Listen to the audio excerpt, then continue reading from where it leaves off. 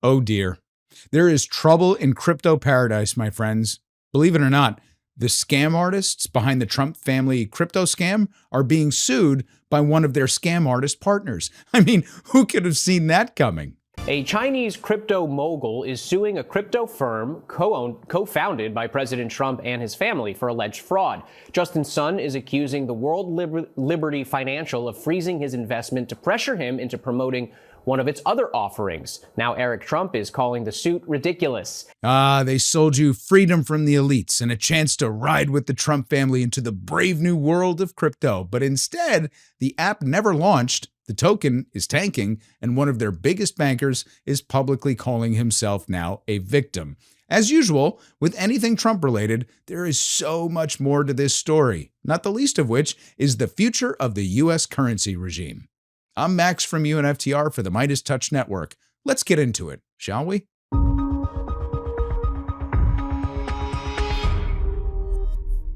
Last year, we walked you through the Trump family crypto empire, a DeFi company called World Liberty Financial, a stablecoin called USD1, meme coins and NFTs with Trump's face on them, and a flood of dark foreign money that wasn't revealed until after his election. Well, today, to no one's surprise, that machine is sputtering in public and the wheels are coming off World Liberty Financial, and it's exposing exactly how the scam was built from day one. But before we get to how it's unraveling and what it means in the big picture, let's do a quick refresh on how the scam was constructed and what they're still trying to pull off, because it truly remains one of the biggest financial scandals in modern history, and it's still going on. World Liberty Financial, WLFI, is the Trump family's decentralized finance or DeFi play. You take what a bank does, like loans and payments and transfers, and you rebuild it on the blockchain so that no one's in charge and everyone's in charge and everything's transparent. Lovely. WLFI launched in 2024, right in the middle of the presidential campaign, as you might remember. And on paper, the company is owned by the Trumps and their friends, the Witkoffs, who are negotiating the deal in Iran for some ridiculous reason, and a few strategic partners to boot. In reality, up to 86% of the equity started in just the Trump family's hands. And they rolled out two main products: WLFI governance tokens, which are supposed to give you a say in how the platform is run, and USD1, a Trump-branded stablecoin pegged to the dollar that ended up starring in a multi-billion-dollar deal with Binance. At the same time, Trump was openly campaigning as the crypto president, promising to unleash the industry, neuter the regulators, and make America the crypto capital of the world. And once back in office, he did that. Enforcement cases were suddenly dropped and oversight was gutted. Industry insiders were invited to help write new rules, even as they were pumping money into Trump-branded projects and pro-Trump PACs. It's ridiculous. So the result is a crypto empire with multiple toll booths, right? Token coins, NFTs, mining, Truth Social spinoffs, all sitting on top of the federal government's rulebook, which Trump now edits in real time. So now let's walk through what World Liberty has actually accomplished. First of all, raising money, and a lot of it. So shortly after they launched, World Liberty started selling WLFI tokens, and they were pitched as digital assets that let you vote on key decisions on the protocol. And that's nothing new. That's what a lot of these tokens do. So it's not necessarily stock, right? There's no ownership, but they are tradable. So if you can find somebody else to buy your bag of tokens, there is value there. And in total, that token sale pulled in more than $550 million. And according to Trump's own financial disclosure, he personally had at least $57 million worth of tokens by June of 2025. And that's just what he put on paper. Then comes the equity flip. When World Liberty was created, the Trumps controlled up to 86% of the company's stock. 4 days before the inauguration, the brother of the ruler of the United Arab Emirates, Sheikh Tatnoon bin Zayed, quietly bought 49% for $500 million. So the Trump family walked away with at least $187 million from that deal alone. 4 days before the inauguration. 4 days. 4 days before the inauguration. 4 days. Now, the Sheikh isn't some anonymous investor. He's the national security advisor for the UAE, and he chairs $1 trillion sovereign wealth fund that puts money behind investments like SpaceX and BlackRock, OpenAI, TikTok. Oh yeah, and Jared Kushner's fund. So you don't have to be a conspiracy theorist to see the conflict of interest here. You just have to ask why a foreign security chief would spend $500 million to buy into the president's side hustle. So the question, of course, is what did World Liberty build with all of that hype and all of that cash? And you're not going to believe it. Not much. There's no mass market banking revolution, no user-friendly freedom from woke banks, no evidence that the average American has gained any meaningful new financial tool. Instead, they did accomplish two things. They issued the governance tokens that were supposed to give holders a say over how the protocol is run, even though there's only been about 10 votes and none of them on anything meaningful. And second, they created USD1, a stablecoin pegged to the dollar. And its big break came when that same Sheikh's investment vehicle used USD1 to route a $2 billion deal into Binance. That single transaction gave USD1 instant legitimacy and volume, and conveniently deepened the financial ties between the Trump family's crypto project and one of the most controversial exchanges on the planet. So let's zoom out for a second, because this is actually more than a Trump family side hustle in reality. It plugs into a much bigger fight over who runs the dollar in the digital world. Now, if you didn't see our original reporting on Meidas and aren't familiar with this new crypto universe, a stablecoin is just a dollar IOU, but on the blockchain. You send a company $1 real, they have to park it in something safe like cash, treasury bills, something like that. And then they give you a token that's worth that same dollar at the same time. And you can move that token around the world in seconds and swap it in and out of crypto and treat it like synthetic cash. And there's a ton of value to this because it truly does increase the speed, access, and mobility of financial transactions, and it eliminates these really costly intermediaries. And right now, almost all of these things are dollar stablecoins. They're not built on the euro or the yuan. They're dollars. Now, this is in contrast to what the BRICS nations are trying to build, by the way, because we've pissed off so many countries that we run the risk of breaking this dollar-dominant system, but it's still in the early stages, but that's for another day. The downside is that they can also operate like shadow dollars that live outside the banking system.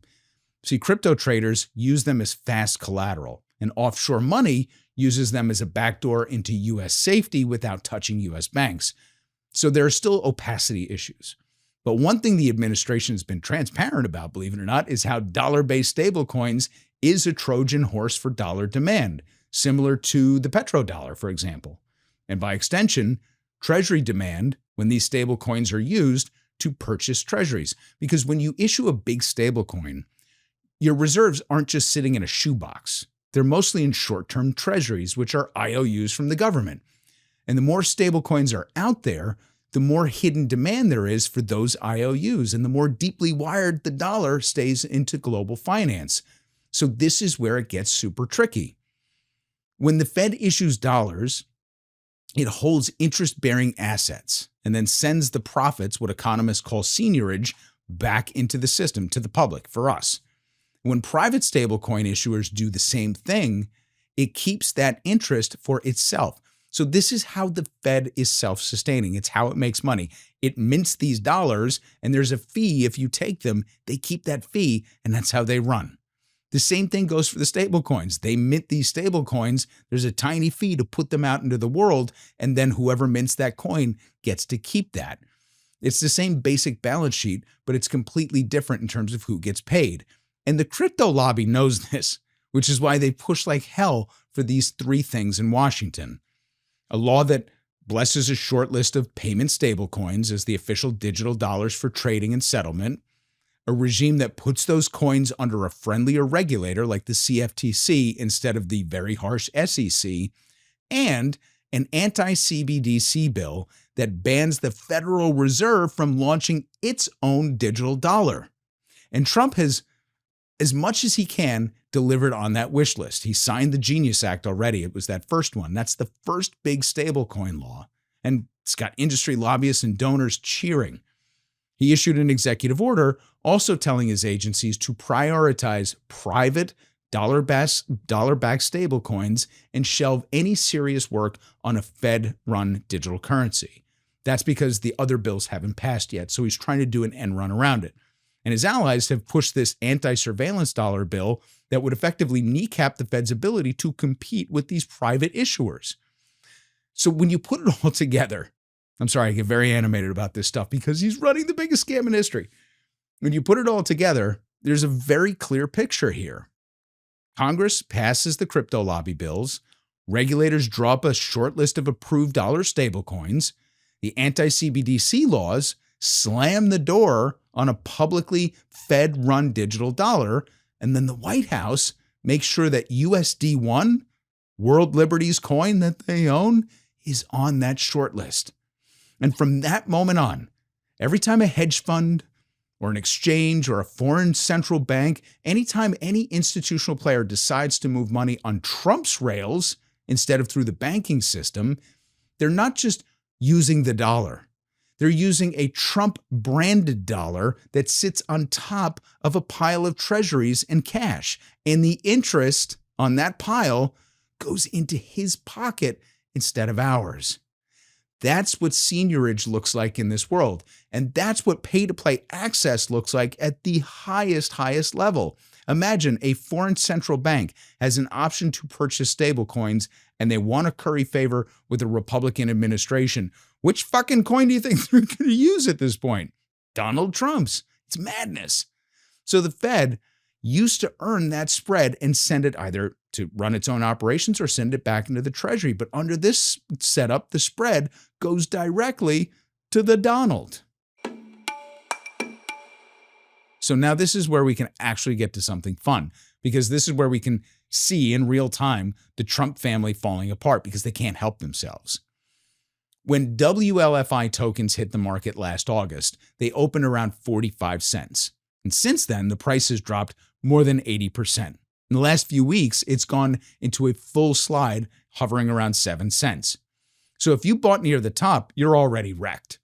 And part of that is the usual gravity of hype coins. But Mother Jones did some incredible reporting and some on-chain sleuthing to point to something more specific. WLFI executives have been taking those self-minted tokens and using them as collateral to borrow real money. Now, if these were forgivable, fungible, completely refundable tokens, that might not be a terrible thing, especially if they had enough in reserves that they owned, but they're using other people's tokens basically as collateral to go do stuff. Like Alt5 is a significant player in this entire thing. It's a publicly traded crypto services firm, and they cut a deal so convoluted that it's designed to confuse you, actually. So Alt5 agrees to sell $1.5 billion worth of its own shares and use the proceeds to buy World Liberty tokens. And in return, World Liberty gets shares in Alt5. And the key World Liberty executives, including Eric Trump, slide into the top roles at Alt5, which just ended, by the way, so there's even friction there. Girl, things are getting juicy. Then there's Dolomite. World Liberty borrows $75 million from Dolomite and posts World Liberty tokens as collateral, even though one of Dolomite's senior executives also happens to advise World Liberty. And since that loan closed, the World Liberty token price has dropped another 20+%, which means the collateral backing that loan is melting, while the cash that they pulled out of the front door is real. And journalist Molly White, if you're interested in this stuff, follow Molly White. She makes the obvious point that print a token, borrow against it, hope it doesn't crash is really common in crypto. And sometimes it's a clever way to bootstrap a project. Sometimes it's just the first chapter, though, of a slow motion rug pull. Either way, if you're a retail holder, what you see is that the people who control the protocol are taking the asset that you thought you owned, leveraging it, and leaving you with all the risk. But wait, it gets even better, because if you want a character to show how rotten this whole setup is, enter Justin Sun. Justin is a crypto billionaire who's famous for stunts, like the $6 million banana duct taped to a wall that he wound up eating. That guy. He ran exchanges that got hit with a civil fraud lawsuit under the SEC under Biden.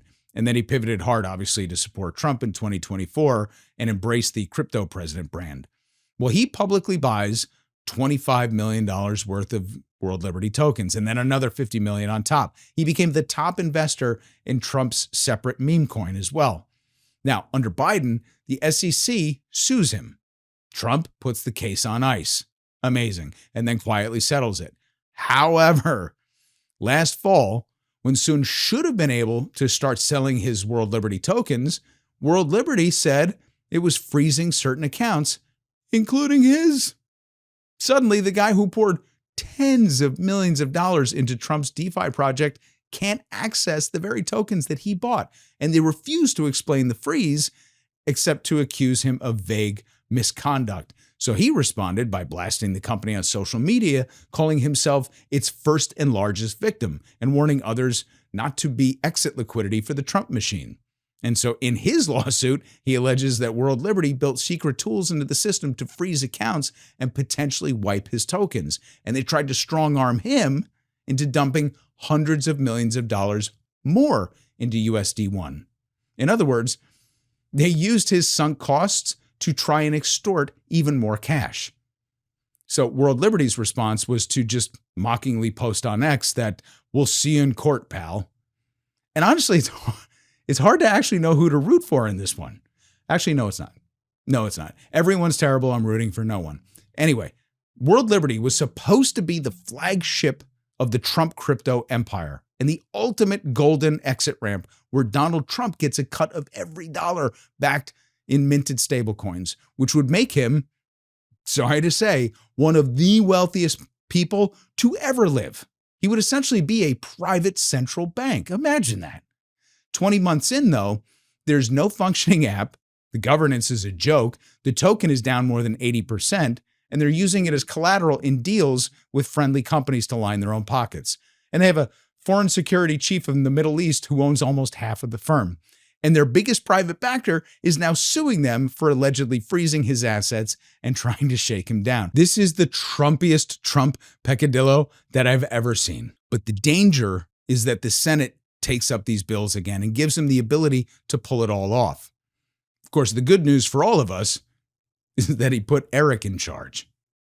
For the MeidasTouch Network, I'm Max from UNFTR. You can find me on YouTube and Blue Sky at UNFTR. Don't forget to sign up for our free weekly newsletter at UNFTR.com. It's good seeing you all, and I'll catch you online.